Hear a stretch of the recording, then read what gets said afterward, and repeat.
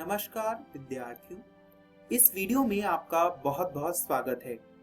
आज हम 10वीं कक्षा की हिंदी की पाठ्य पुस्तक क्षितिज भाग 2 के पहले गद्य पाठ को पढ़ने जा रहे हैं, जो कि है नेताजी का चश्मा। आइए शुरू करते हैं ये वीडियो और जानते हैं इस वीडियो के विषय बिंदु। आज की इस वीडियो में सबसे पहले हम स्वयं प्रकाश का परिचय प्राप्त करेंगे कि स्वयं प्रकाश कौन थे और इनका जीवन कैसा था, इनकी रचनाएं किस प्रकार की हैं इत्यादि। इसके बाद हम उनके द्वारा रचित पाठ नेताजी का चश्मा के प्रसंग को समझेंगे और समझने के बाद उनके इसी पाठ के कुछ अंश की व्याख्या करने की भी कोशिश करेंगे, उसे समझने का प्रयास करेंगे। तो आइए विद्यार्थियों, शुरू करते हैं ये वीडियो। तो स्क्रीन पर जो चित्र आप देख रहे हैं वो चित्र है समकालीन हिंदी कहानीकार स्वयं प्रकाश का। स्वयं प्रकाश समकालीन यानी इस समय के सबसे प्रसिद्ध हिंदी कहानीकार हैं। कहानीकार वो होता है जो कहानियां लिखता है। स्वयं प्रकाश इस जमाने के बहुत बड़े कहानी लिखने वाले हैं। इन्होंने मध्य वर्गीय जीवन की अभिव्यक्ति की है। अब मध्य वर्गीय जीवन क्या होता है? ये जीवन वो होता है जो ना तो अत्यधिक गरीबी में हो और ना ही अत्यधिक अमीरी में, यानी एक सामान्य स्थिति में।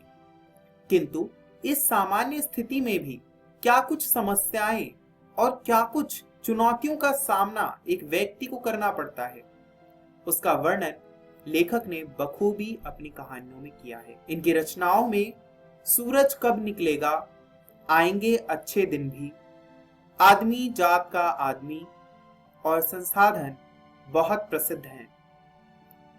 इनके उपन्यास भी बहुत चर्चित हैं, जिसमें बीच में विनय और ईंधन बहुत ही लोकप्रिय हैं। इन्हें बहुत से पुरस्कार भी मिल चुके हैं। उन पुरस्कारों में बहुत से पुरस्कार शामिल हैं, जिसमें राजस्थान साहित्य अकादमी पुरस्कार सर्वप्रसिद्ध है। इनकी रचना एक विशेष प्रकार की कथा शैली में लिखा गया है और वो शैली है किस्सा गोई। आपके मन में यह प्रश्न उठ रहा होगा कि किस्सा गोई क्या होती है। दरअसल गोई का अर्थ होता है कहने का अंदाज, कहने का तरीका। उसी प्रकार लेखक ने किस्सा यानी कहानी एक विशेष शैली से कही है, इसीलिए इसे किस्सा गोई शैली कहते हैं। आइए विद्यार्थियों, अब इनके द्वारा रचित पाठ पढ़ते हैं, जिसका नाम है नेताजी का चश्मा। और नेताजी का चश्मा नामक पाठ में लेखक ने देशभक्ति का वर्णन किया है। विद्यार्थियों, हम सभी देशभक्ति से ओतप्रोत हैं, किंतु वर्तमान समय में देशभक्ति की परिभाषा बदली है। ये परिभाषा क्या है और इसके कौन से तत्व हैं जिस पर हमें ध्यान देना चाहिए, लेखक ने उसका वर्णन किया है। इसका वर्णन लेखक ने कैप्टन नामक व्यक्ति की कहानी से किया है। इस कहानी में लेखक ने देश के निर्माण में लोगों का क्या योगदान हो सकता है वो बताने का प्रयास किया है। हर किसी व्यक्ति की अलग अलग पहचान होती है और देश के निर्माण में उसका अलग अलग योगदान होता है। लेखक ने भी अपनी लेखनी से यह प्रमाणित करने का प्रयास किया है। आइए अब हम उनकी कहानी का पहला अंश पढ़ते हैं और जानते हैं क्या कुछ लिखा हुआ है स्वयं प्रकाश की इस कहानी में, जिसका नाम है नेताजी का चश्मा। कहानी शुरू होती है हालदार साहब से। हालदार साहब हर 15वें दिन एक कस्बे से गुजरा करते थे। वो कस्बा बहुत बड़ा नहीं और जिसे पक्का मकान कहा जा सके वैसा कोई मकान था वहां पर, और एक छोटा सा बाजार था। एक लड़कों का स्कूल था और एक लड़कियों का स्कूल था, और एक सीमेंट का छोटा सा कारखाना और एक सिनेमा घर थी। क्योंकि एक नगर था वह, तो इसीलिए उसमें काम करने के लिए एक नगर पालिका भी थी। विद्यार्थियों, किसी नगर के सभी काम को संचालित करने के लिए सरकार एक नगर पालिका की व्यवस्था करती है। यही नगर पालिका उस कस्बे में भी थी। अब लेखक कहता है कि नगर पालिका थी तो कुछ ना कुछ करती भी रहती थी, जैसे कभी कोई सड़क पक्की करवा देती थी या कोई पेशाब घर बनवा देती थी, और कभी कभी कबूतरों के लिए छतरी भी लगवा देती थी, और कभी कभी कवि सम्मेलन भी करवा दिया करती थी।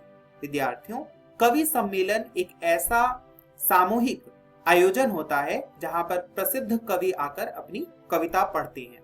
अब ये जो नगर पालिका जिसकी बात लेखक कर रहा है, वो कहता है कि इसी नगर पालिका के एक उत्साही प्रशासनिक अधिकारी ने ये सोचा कि जो शहर का मुख्य चौराहा है, जो शहर का मुख्य बाजार है, और बाजार का जो चौराहा है उस पर नेता सुभाष चंद्र बोस की प्रतिमा होनी चाहिए, जो कि संगमरमर की बनी हो। और ये प्रतिमा जो है वह एक खास प्रतिमा है, एक विशेष प्रतिमा है, और उसी के हिस्से के बारे में ये कहानी है। अब वो कहानी क्या है, लेखक इसके बारे में कहता है। यहाँ पर लेखक कहानी कह रहा है। कहानी कहते हुए लेखक कहता है कि पूरी बात तो नहीं पता, लेकिन लेखक को ऐसा लगता है कि जो नगर पालिका थी उसको देश के अच्छे मूर्तिकारों की जानकारी नहीं थी, और अगर जानकारी थी भी तो उपलब्ध बजट नहीं था, यानी इतना पैसा नहीं था कि उससे मूर्ति बनवाई जा सके, और इसीलिए चिट्ठी पत्री में बहुत सारा समय बर्बाद हुआ होगा। लेखक को ऐसा लग रहा है। और जो बोर्ड की शासन अवधि समाप्त होने से पहले, क्योंकि हर 5 साल में चुनाव होते हैं और शासन अवधि में परिवर्तन होता है, तो इस परिवर्तन से पहले अधिकारी चाहते थे कि किसी स्थानीय कलाकार होता है कि जो किसी स्थान विशेष में रहता हो, और उसे ही स्थानीय कहते हैं। हम सामान्य सी भाषा में कहना चाहें तो लोकल आर्टिस्ट। तो किसी लोकल आर्टिस्ट या स्थानीय कलाकार की सहायता से ये काम करने की सोची गई होगी। और अंत में जो हाई स्कूल था, जो कि पूरे कस्बे में एक था, उसी के ड्राइंग मास्टर को ये काम दे दिया गया होगा, और उन ड्राइंग मास्टर का नाम था मोतीलाल। तो मोतीलाल जी ने ये निश्चय किया कि वह 1 महीने में पूरी मूर्ति बनाकर स्थापित कर देंगे। तो इस प्रकार जो बोर्ड के प्रशासनिक अधिकारी हैं, उनकी जो बोर्ड के प्रशासनिक अधिकारी की जो इच्छा थी उसको पूरा करने के लिए बहुत सा समय लगा होगा, और समय क्यों लगा होगा, उसमें क्या कुछ प्रक्रिया रही होंगी, इसकी कल्पना लेखक करता है, और कहता है कि इतनी समस्याओं के बाद आखिरकार एक मूर्ति तैयार हो गई जो कि अवक्ष थी।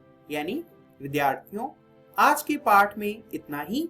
आज के पाठ में हमने सीखा स्वयं प्रकाश कौन है, साथ ही हमने जाना कि नेताजी का चश्मा कहानी किस विषय पर आधारित है।